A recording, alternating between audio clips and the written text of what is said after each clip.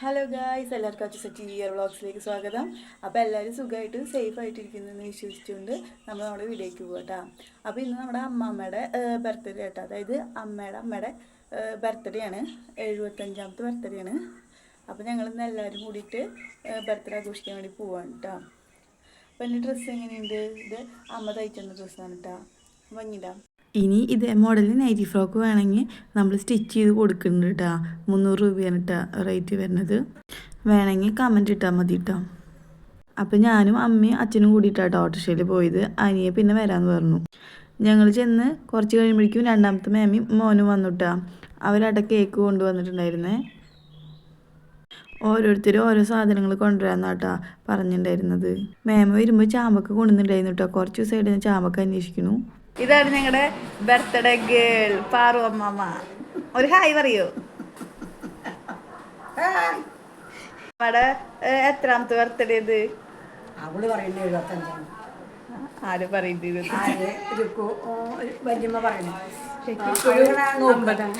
പക്ഷെ അമ്മമ്മനെ 75 തോന്നിക്കുന്നില്ല ഗൈസ്.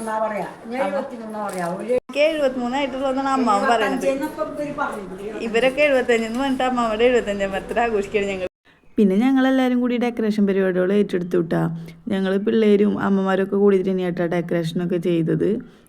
അകത്ത് വെച്ച് ചെയ്യാമെന്ന് പറഞ്ഞപ്പോൾ എല്ലാവരും പറഞ്ഞു വേണ്ട, പുറത്ത് വെച്ചിട്ട് ചെയ്തിട്ട് വെറൈറ്റി ആക്കാമെന്ന് പറഞ്ഞിട്ട് എല്ലാവരും കൂടി പുറത്ത് ഡെക്കറേറ്റ് ചെയ്യാം കേട്ടോ. കയ്യിലുള്ള സാധനങ്ങളൊക്കെ വെച്ചിട്ട് ഞങ്ങൾ ഞങ്ങളുടേതായ രീതിയിലാണ് കേട്ടോ ഡെക്കറേറ്റ് ചെയ്യണത്.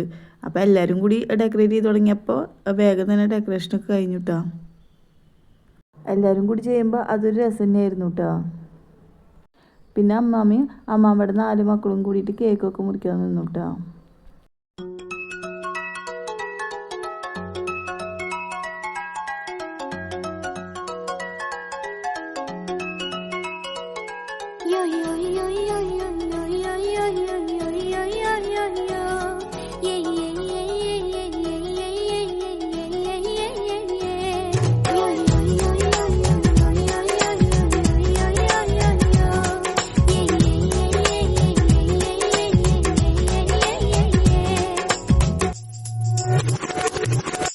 ചിരിയോ നിന്നും വരച്ചിരിയിൽ പിറന്നാൾ പിറയോ തുടി തുടിയോ നീ തൊടുതോടെ തൊടുക്കുന്ന തിരുവാതിരയോ പെണ്ണിൻ കൂനുപോലെ തിന്നും കുറുനീത കഴുകന്റെ മുത്താര മുത്തായ മുത്തുമലക്കാറ്റയോ.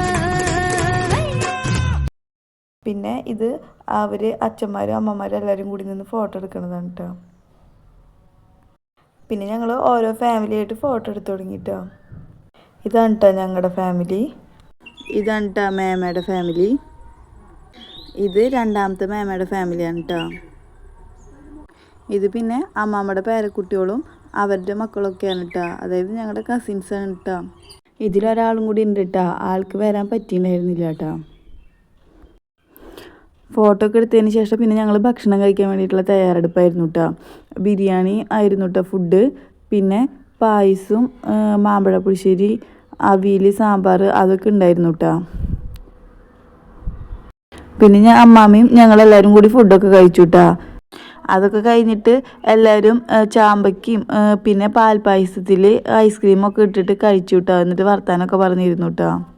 പാൽപ്പായസത്തിൽ ഐസ്ക്രീം ഇട്ട് കഴിക്കുന്നത് ഭയങ്കര കോമ്പിനേഷനാണ് കേട്ടോ, നല്ല ടേസ്റ്റ് ഉണ്ടായിരുന്നു. അങ്ങനെ ഇരുന്നപ്പോഴാണ് കേട്ടോ പെട്ടെന്ന് ചാവക്കാട് ബീച്ചിലേക്ക് പോകാമെന്ന് പ്ലാൻ വന്നത്. അപ്പോൾ ഞങ്ങളെല്ലാവരും കൂടിയിട്ട് ചാവക്കാട് ബീച്ചിലേക്ക് പോവാണ് കേട്ടോ. അപ്പം എല്ലാവരും വേറെ വേറെ വണ്ടിയിലാണ് കേട്ടോ കയറിയിട്ടുണ്ടായിരുന്നത്.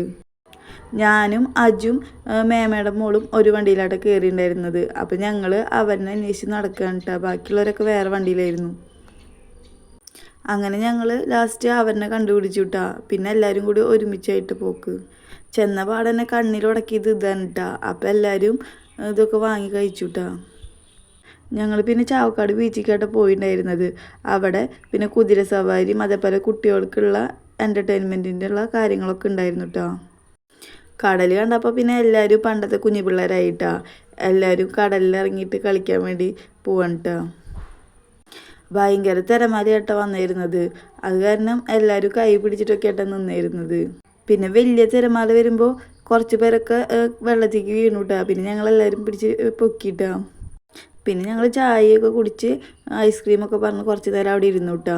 ഇന്നത്തെ ദിവസം അടിപൊളിയായിരുന്നു കേട്ടോ.